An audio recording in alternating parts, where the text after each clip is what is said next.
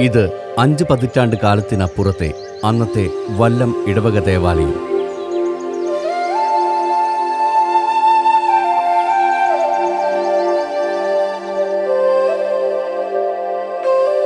ഇത് പക്ഷേ ഈ ദേവാലയത്തിന് മാത്രം കഥയല്ല. അങ്ങ് കിഴക്ക് നിന്ന് പ്രാരാബ്ധങ്ങളുടെ തരിപ്പുമായി മൈലുകൾ താണ്ടി ഇവിടെ വിശുദ്ധ കുർബാനയ്ക്കെത്തുന്ന ആയത്തുപടി എന്ന ഗ്രാമത്തിലെ ദേശക്കാരുടെ കഥ കൂടിയാണ്.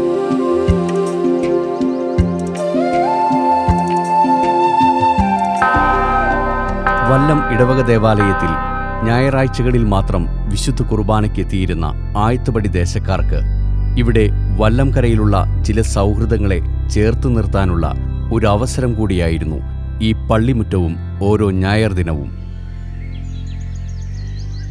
വല്ലം പള്ളിയുടെ അടുത്തായി താമസിക്കുന്ന ത്രേസ്യ ചേടത്തിയും ആയത്തുപടിക്കാരി മറിയ ചേടത്തിയും മുന്നേ പറഞ്ഞ ആ ഞായർ കണ്ടുമുട്ടൽ സൗഹൃദക്കാർ.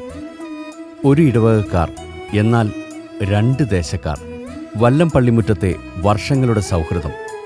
അതുകൊണ്ടുതന്നെ ത്രേസ്യ ചേടത്തിക്കും മറിയ ചേടത്തിക്കും വിശേഷങ്ങൾ പങ്കുവയ്ക്കാൻ ഇവിടെ സമയം തികയാറില്ല. അന്നത്തെ വല്ലം ഇടവകയിലെ വികാരിയച്ഛനായിരുന്നു ഫാദർ ലൂയിസ് വടക്കുംചേരി. വെയിലും മഴയും രാത്രിയും പകലും വർഷങ്ങൾ കടന്നുപോയി. ഒരു ഞായർ ദിനം വല്ലം പള്ളിയിലെ വിശുദ്ധ കുർബാന കഴിഞ്ഞ് ത്രേസ്യ ചേടത്തിയുടെയും മറിയ ചേടത്തിയുടെയും വിശേഷം പറച്ചിൽ അല്പം നീണ്ടുപോയി. വല്ലം ഇടവക വികാരിയച്ഛനായിരുന്ന ഫാദർ ലൂയിസ് വടക്കുംചേരിക്ക് ത്രേസ്യ ചേടത്തിയുടെയും മറിയ ചേടത്തിയുടെയും സൗഹൃദം നന്നായി അറിയാമായിരുന്നു. ആ ദിനം മഴ തൻ്റെ ഭൂമിയിലേക്കുള്ള വരവ് 2 കാർമേഘങ്ങളുടെ രൂപത്തിൽ ഓർമ്മിപ്പിച്ചു. മഴ നിമിഷങ്ങൾക്കകം പ്രതീക്ഷിക്കാം. അത് മുന്നിൽ കണ്ട് ലൂയിസച്ചൻ ഒരു കുടയുമായി മറിയ ചേടത്തിക്ക് കൂട്ടായി ആയത്തുപടി ദേശത്തേക്ക് യാത്രയായി. ആ ഒരു യാത്രയിൽ ആയത്തുപടി എന്ന ഗ്രാമത്തിലെ ആളുകളുടെ ഉത്കണ്ഠകളും വ്യാകുലതകളും സന്തോഷങ്ങളും സങ്കടങ്ങളും സ്വപ്നങ്ങളും പ്രതീക്ഷകളും മറിയ ചേടത്തി ലൂയിസച്ചനോട് പങ്കുവച്ചു. അതുകൊണ്ടായിരിക്കാം വളരെയേറെ ദൂരം താണ്ടിയത് അച്ഛൻ അറിഞ്ഞില്ല. ഒറ്റയ്ക്കുള്ള മടക്കയാത്ര ലൂയിസച്ചനെ സംബന്ധിച്ചിടത്തോളം വളരെ പ്രയാസമേറിയതായിരുന്നു. മൈലുകൾ താണ്ടി ദുഷ്കരമായ വീതിയിലൂടെ ക്ഷീണിതനായി അച്ഛൻ തിരിച്ച് വല്ലം പള്ളിയിലെത്തുന്നു. ശേഷം മാത്രമേ അത് സംഭവിച്ചുള്ളൂ.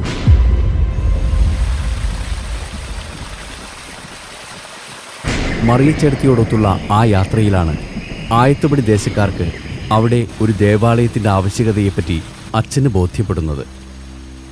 ആ രാത്രി ലൂയിസച്ചന് ഉറങ്ങാൻ കഴിഞ്ഞില്ല.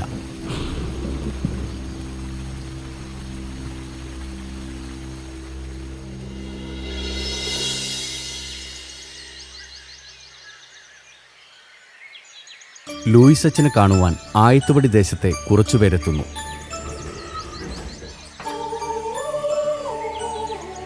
അവർ അവരുടെ ആവശ്യം പറയുന്നതിന് മുൻപ് തന്നെ ലൂയിസച്ചൻ അവരോട് പറയുന്നു, നിങ്ങളുടെ ദേശത്ത് ഒരു ദേവാലയം, അക്കാര്യം പിതാവുമായി സംസാരിക്കാമെന്നും ഇന്നു മുതൽ രാവും പകലും അതിനുവേണ്ടി നിങ്ങളോടൊപ്പം ഉണ്ടാകുമെന്നും അച്ഛൻ അവരെ ധരിപ്പിക്കുന്നു.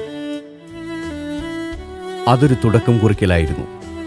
തലമുറകളിലേക്ക് ദൈവിക ചൈതന്യത്തിൻ്റെ അടയാളം പണിയുവാൻ നിയോഗിക്കപ്പെട്ട ജനം. കാലിടറാതെ അവർക്ക് കൂട്ടായി അവരുടെ മധ്യേ ഒരമ്മയുണ്ടായിരുന്നു.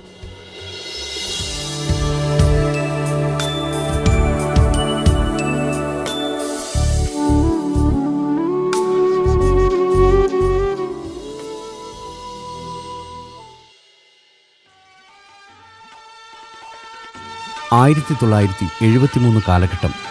വല്ലം ഇടവക ദേവാലയത്തിലെ ഒരു ഞായർ ദിനം.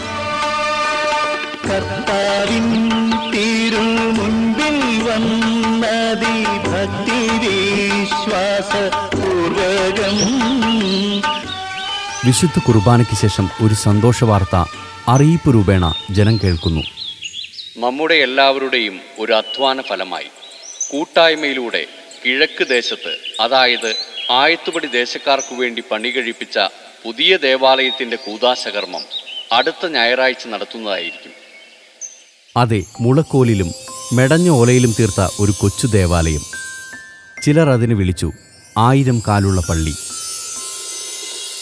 ഇന്ന് ആ കുർബാന കഴിഞ്ഞ് വല്ലംപള്ളിയുടെ മുറ്റത്ത് നിൽക്കുകയാണ് ത്രേസ്യച്ചേടത്തിയും മറിയച്ചേടത്തിയും. ഒരുപക്ഷെ ഞായറാഴ്ചകളിലെ ഈ കണ്ടുമുട്ടലുകൾ ഇനിയുണ്ടാവില്ല. അത് അവർക്ക് രണ്ടുപേർക്കും നന്നായി അറിയാം. എല്ലാം നല്ലതിനു വേണ്ടി. ആയത്തുപടിയിൽ പുതിയ ദേവാലയം പണിതെങ്കിലും സ്ഥലപരിമിതി മൂലം അവർക്ക് വല്ലം ഇടവകയിലെ സെമിത്തേരിയിലാണ് മൃതദേഹം സംസ്കരിക്കലും മറ്റു കർമ്മങ്ങളും നടത്തേണ്ടി വന്നിരിക്കുന്നത്. അതുകൊണ്ടാവാം ത്രേസ്യച്ചേടത്തിയും മറിയച്ചേടത്തിയും അവസാനം യാത്ര പറഞ്ഞത് ഇവിടെ വച്ചാണ്. കാരണം ഇടവക വേർതിരിഞ്ഞെങ്കിലും ഇവിടെ ഒരിടം നമുക്ക് രണ്ടുപേർക്കുമുണ്ടല്ലോ. തൊട്ടടുത്ത ദിവസം ആയത്തുപടി പ്രദേശത്ത് ഏകദേശം 200ഓളം കുടുംബക്കാർ ചേർന്ന് ഒരു ഇടവകയാകുകയും അവരുടെ പുതിയ ദേവാലയത്തിൽ നിത്യസഹായ മാതാവിന്റെ പ്രതിഷ്ഠ നടത്തുകയുമുണ്ടായി.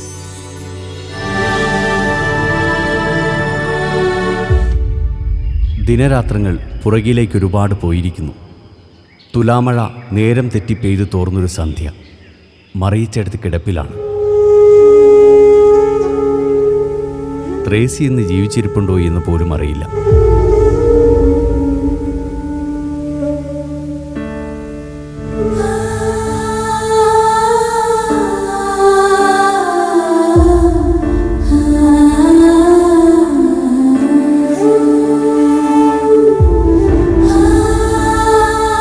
ഒരു യാഥാർത്ഥ്യം ആരൊക്കെയോ പറഞ്ഞു മറിയച്ചേടത്തി അറിഞ്ഞിരിക്കുന്നു.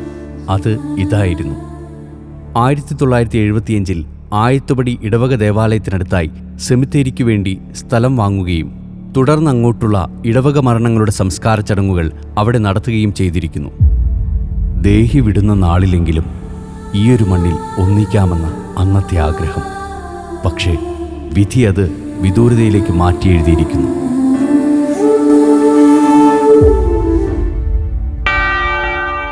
അങ്ങനെ ഒരു ദിവസം നാട്ടിൽ മുഴങ്ങിയ മരണമണി ആരുടെയെന്ന് പരതിയ നാട്ടുകാരറിയുന്നു: മറിയച്ചേടത്തി.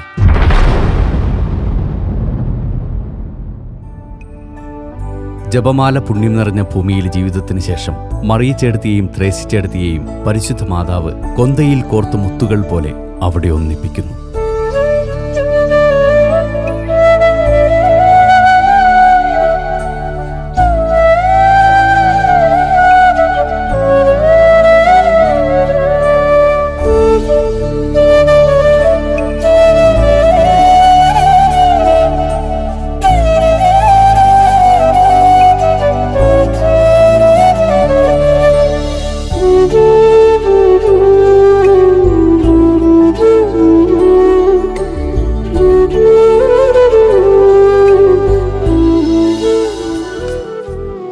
കാലങ്ങൾ ഒരുപാട് പിന്നിട്ടിരിക്കുന്നു.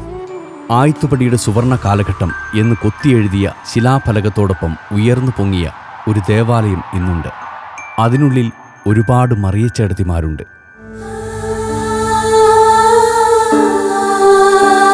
ഒരു അപേക്ഷയെ ഇന്നത്തെ തലമുറയ്ക്ക് നിത്യസഹായ മാതാവിനോടുള്ളൂ: അങ്ങയുടെ മുന്നിൽ വന്ന് മുട്ടിപ്പായി കൊന്ത ചൊല്ലുന്ന ഞങ്ങളുടെ അമ്മമാരുടെ പ്രാർത്ഥനകളെ നീ ചെവിക്കൊള്ളണമേ. കാരണം ആ പ്രാർത്ഥനകളും കണ്ണീരും എന്നും ഞങ്ങളെ ഓർത്താണെന്നറിയാം.